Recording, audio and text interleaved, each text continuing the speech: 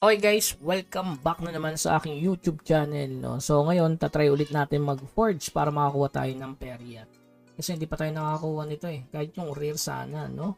Pero ngayon, tatry lang natin yung pa level 2, level 2. Kasi nakakakuha tayo dyan ng yung epic. So dahil kailangan namin sa mission, kaya napa-content ulit tayo guys. So ito, mahalaga din to guys, napakamura lang. No, 14 lang yung kailangan mo. So pwede natin siya ipalit dito. Okay, gamit ang 14 na Morion. So, goods lang naman. Napakamura ng Morion ngayon. Nasa 12 dias lang naman. So, pwede natin ipalit dito. Yan.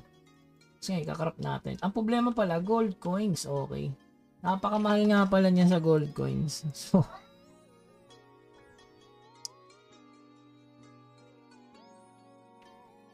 So, bili tayo ng pambenta sa gold coins. Okay, gold coins. Ay.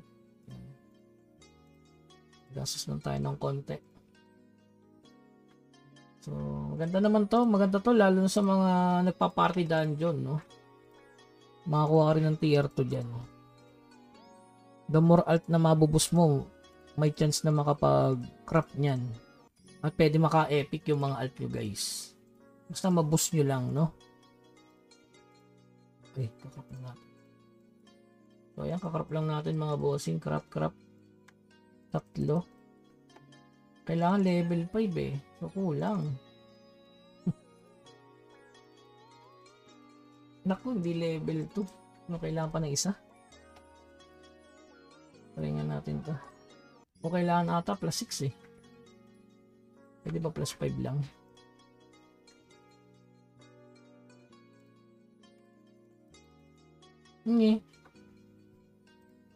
Kailangan talaga isang plus 6 mga boss. Sacrifice pa tayo.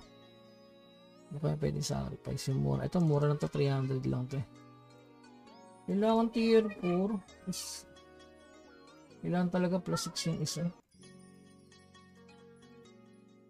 Grabe. Katumbas ng isang ganon plus 6. Para 10% sana sa epic kaya maganda rin Ano kaya pwede dito guys? Sige, sacrifice na natin yun guys. For the content. Yan, for the content lang mga boss. Talagang kailangan plus 6 pareho. No, hindi siya gagana ng So 10% makuha tayo ng eto. Yan, okay na sa akin ito makuha. So rare. Siyempre yan. Try natin mga boss. Sugal na, bahala na. So mura naman to ngayon. So forge na tayo mga boss. Ayan na. Forging, level 55 lang ang pwede magganto no, sa bootcamp. Hindi ko pa magagawa to. Okay, forge. Ito na, forging na.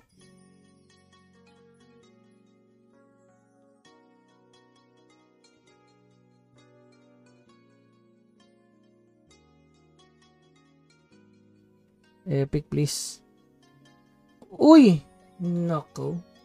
Abilis Bambris lang. So, yun. Yung dalawang tradable ko, naging ganito na lang. Seryoso. So, bagay, ACC. Napakamura lang, So, basagin natin, guys. Para sa susunod na forging. Okay. Tapos nabasag, no? Tapos 8. Oy, okay. Sa susunod na forging ka, Sige. Okay. So, yun lang, guys. Ganun lang ang forge. Kaso, mas makakatipid ka sa party dungeon. Pero mas makakatipid talaga kung wala for the content, di ba? So yun, kailangan mo lang taga party dungeon, pwede yung sa mga alt. Ito kulang na lang tayo ng at least dalawa nito. Yan, for F2P guys, talaga magiging tradable. So ang target natin dito is yung ma-plus level ito. Para lahat tradable guys, wala nang bond dito. Tapos mataas yung chance ng epic.